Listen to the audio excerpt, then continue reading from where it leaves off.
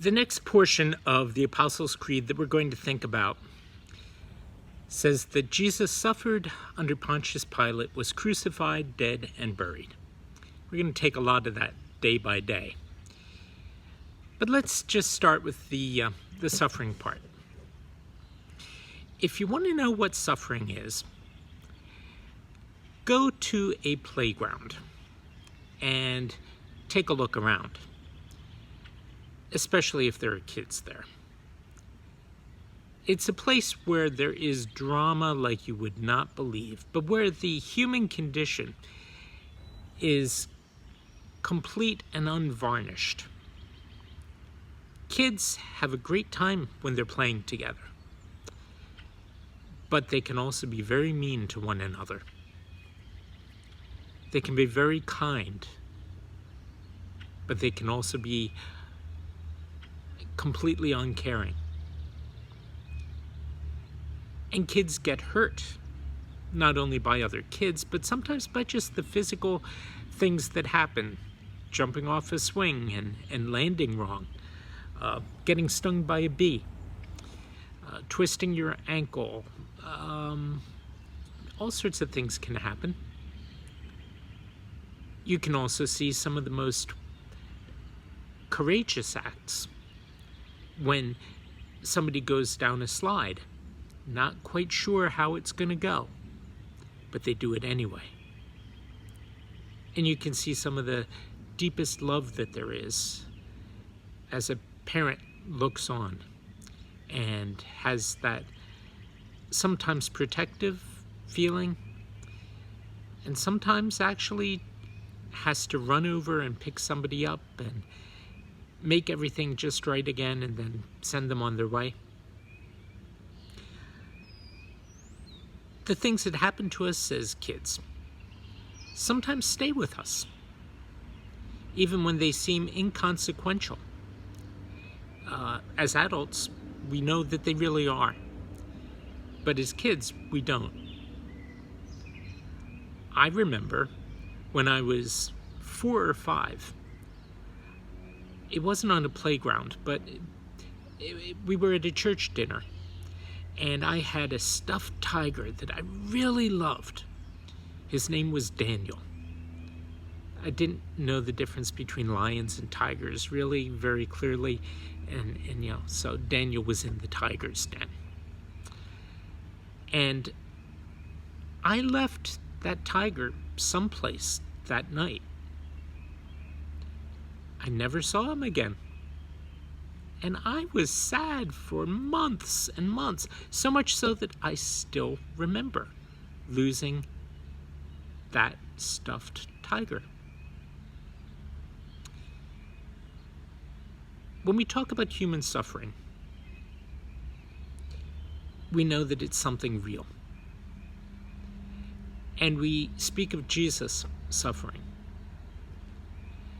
And specifically, the Creed is talking about his physical suffering when he was put on trial and beaten and tortured by soldiers and eventually crucified. But I wonder whether it isn't also speaking in part, or should speak in part, about him feeling the suffering that's part of human life.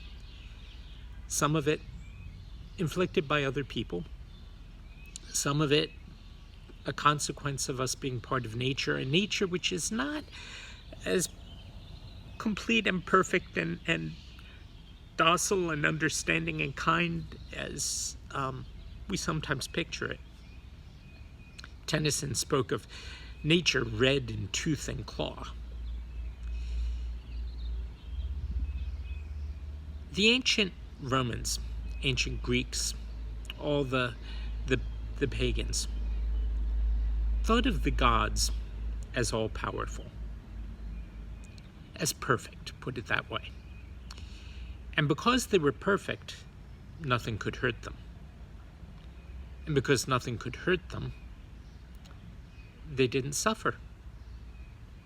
So it was impossible for a god to suffer, in their view.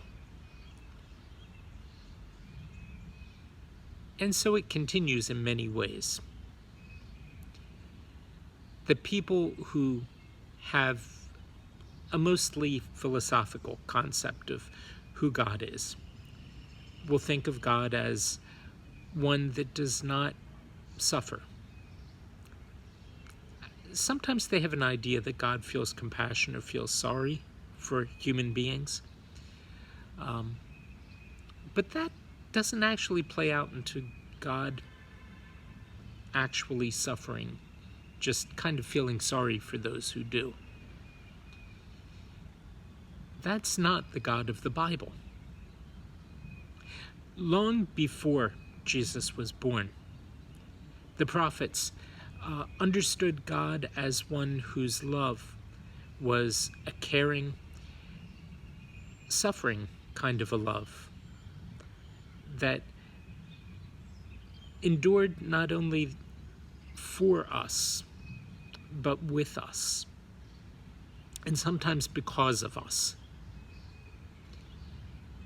The prophet Hosea, who's one of my favorites, spoke of the love of God being the love of a father who sees his child run away and go in a different direction and get into trouble.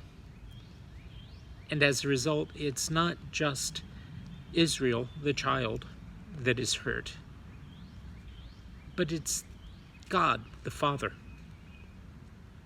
Hosea said this, "When Israel was a child, I loved him, and out of Egypt I called my son. The more I called them, the more they went from me. They kept sacrificing to the Baals and offering incense to idols. Yet it was I who taught Ephraim to walk. I took them up in my arms, but they didn't know that I healed them. I led them with cords of human kindness, with bands of love. I was to them like those who lift infants to their cheeks. I bent down to them and fed them." Then he talks about God getting angry, which is, again, something that the pagans would have understood, but they thought that when a god got angry, it was just a matter of throwing a few lightning bolts or devising some sort of terrible torture for the evildoer. But here it's a little different. Hosea says, "They shall return to the land of Egypt. Assyria shall be their king because they refuse to return to me. The sword rages in their cities. It consumes their oracle priests and devours because of their schemes. My people are bent on turning away from me. To the Most High they call, but he does not raise them up at all." Then here we go. Here we get a glimpse of what God is feeling. "How can I give you up, O Ephraim? How can I hand you over, O Israel? How can I make you like Admah, treat you like Zeboim? My heart recoils within me, my compassion grows warm and tender. I will not exercise my fierce anger. I will not again destroy Ephraim, for I am God and no mortal, the Holy One in your midst, and I will not come in wrath." The Holy One in your midst. That's how God was understood by Hosea. And when Jesus came and became one of us, he became even more in our midst. He became one of us and felt not only the grand, huge kind of sufferings, but the tiny ones. It's something that needs to be said, that the suffering we feel is the suffering that he knows. And as long as we're on the playground, you know there are those times you see a kid over on the swings or on a bench crying, who just will not tell you what's wrong, who may not be able to say what's wrong, may not really even know what's wrong, just know that something is wrong and that there is something deep and terrible that has happened. And when Jesus sort of joined us on our playground, he came to understand, to experience understood, yes, but it's not about understanding, it's about experiencing that kind of suffering too. Very different from other gods who promise an escape from suffering, who promise, well, if you do this for me, I'll make your life good. I'll make it perfect. Perfect doesn't mean without sadness or sorrow or trouble or suffering. Perfect means with the love of God in its midst. To be perfect is to be like God. And that means to love like God. Very important word, suffering. And tomorrow we'll start talking about one particular instance of it. See you then.